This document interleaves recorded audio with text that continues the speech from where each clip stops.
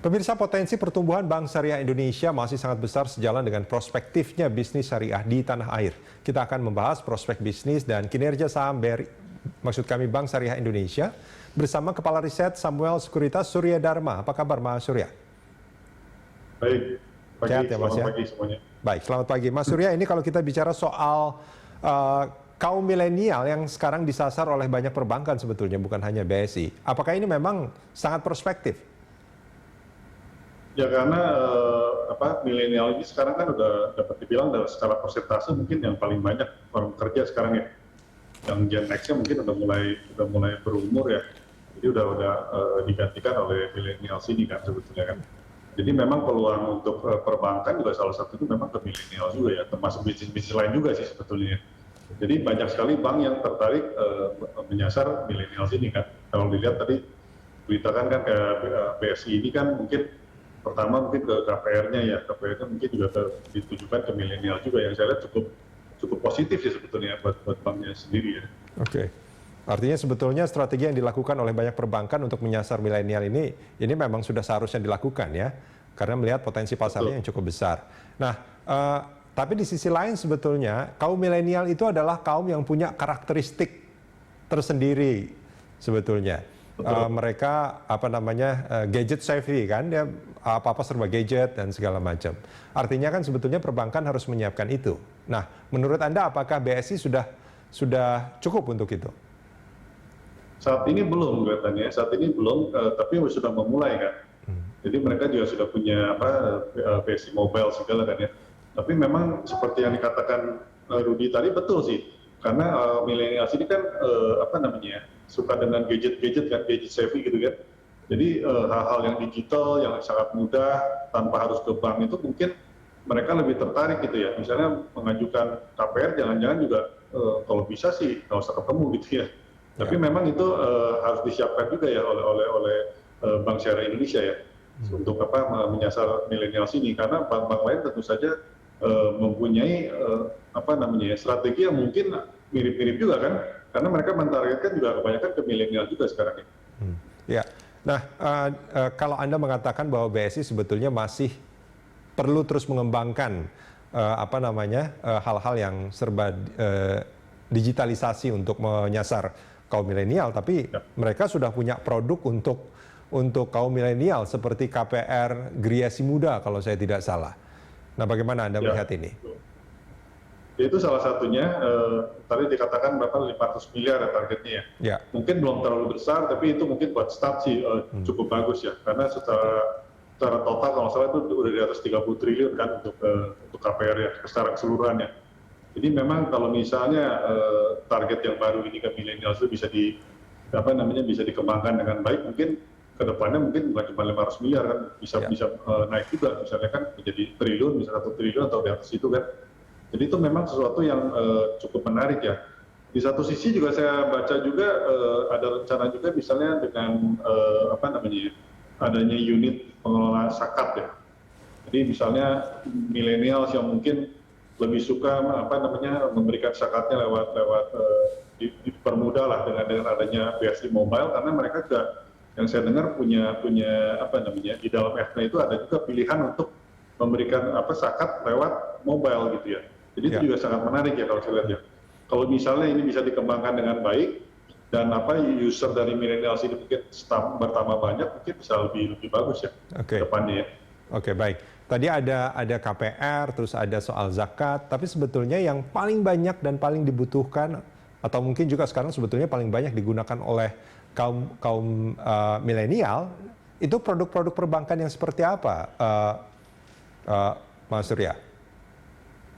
Kalau dari kalau dari BSI sendiri sih paling banyak itu kan konsumer ya.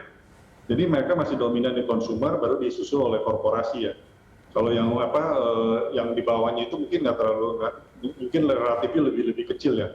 Jadi konsumer ini mungkin yang lebih ditujukan saat ini ya, karena mereka mungkin kuat di situ sehingga cara bagaimana konsumer ini dibedakan antara milenial dengan yang cara konvensional mungkin pemasarannya agak beda. Itu mungkin strategi yang perlu dikembangkan ya.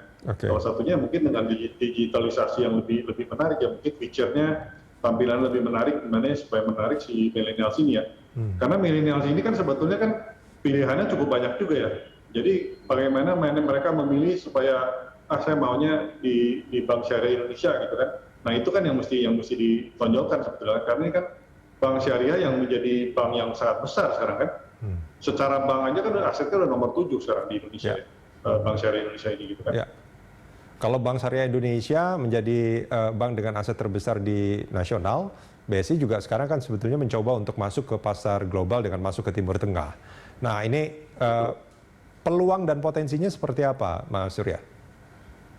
Peluangnya sih ada ya, karena bukan cuma di Timur Tengah, katakanlah di Aceh ini kan sekarang mesti siang syariah kan, bank yang syariah yang bisa beroperasi di sini. Jadi memang untuk ke Timur Tengah istilah kalau bank yang konvensional mungkin lebih sulit ya. Kalau dengan bank syariah ini kan peluang itu kan menjadi lebih besar ya. Tapi memang secara permodalan kan Bank Syariah Indonesia ini kan relatif masih termasuknya buku 3 lah ya, 22 triliunan kan modalnya kan. Jadi kalau misalnya ingin lebih bisa bermanuver, mungkin modalnya juga mesti ditingkatkan juga ya. Jadi saat ini kan asetnya besar, tapi kan dapat dibilang kan masih bank buku 3 yang masih di bawah 30 triliun ya. Jadi saya sih melihatnya ke depannya harusnya sih kalau bisa sih modalnya naikin juga jadi 30 triliun gitu ya. Lewat trade issue atau apa supaya struktur modalnya lebih kuat juga. Jadi bermanuver kemanapun lebih gampang gitu. Kalau untuk benchmark sendiri, Mas Surya Dharma, untuk bank syariah yang bergerak di global gitu? Rata-rata sih di Timur Tengah sih harusnya. Timur Tengah, Malaysia juga ada, tapi secara Indonesia ini kan dapat dibilang kan penduduk Muslim yang terbesar di Indonesia, jadi ya, di dunia ya. Jadi sebetulnya Bank Syariah ini itu kan punya peluang juga kan dibandingkan negara-negara lain kan mungkin secara penduduk mungkin kalah kan sama Indonesia ya jumlah penduduk Muslimnya ya. Tapi memang mereka mungkin secara aset yang dimiliki mungkin lebih besar ya. Jadi yang Timur Tengah itu kan ada minyak, ada segala mungkin asetnya gede-gede gitu ya. Jadi secara jumlah mungkin lebih sedikit, tapi mereka asetnya besar ya.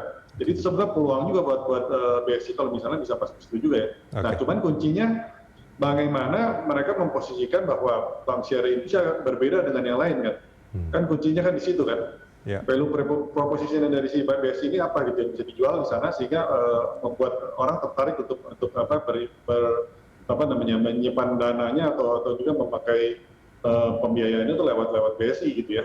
Mungkin bisa menyasar juga orang-orang Indonesia di sana juga kali ya. Baik. Nah, balik ke soal kaum milenialnya, Mas Surya Dharma. Menurut Anda apa yang harus dilakukan oleh BSI agar target kaum milenial ini itu bisa tercapai? Ya salah satunya sih mungkin fitur-fiturnya kan seperti yang kita discuss tadi kan milenial ini kan istilahnya ya sangat menyukai yang digital gitu ya. Nah berarti kan fitur di mobilenya BSI ini kan harus menarik juga ya, menarik milenial ini untuk memakai kan, karena banyak sekali apps sekarang dari perbankan itu kan banyak sekali yang mobile kan. Nah yang membedakan apa mungkin salah satunya contohnya kan tadi misalnya yang ada zakat gitu ya, atau yang lain-lain yang bisa membedakan BSI ini dari yang lain. Karena kalau misalnya fiturnya sama dengan yang lain kan orang lebih melihat kan jadi tampilannya misalnya kan. Jadi itu sangat penting sih kalau saya lihat ya, strategi yang akan diutarakan di mobile ini seperti apa gitu tampilannya ya, dan kemudahannya tentu saja ya. Prosesnya gitu ya. Mas Surya Dharma, kita jeda sebentar, kita akan lanjutkan ini di segmen berikut. Pemirsa jangan kemana-mana, Corporate Action segera kembali.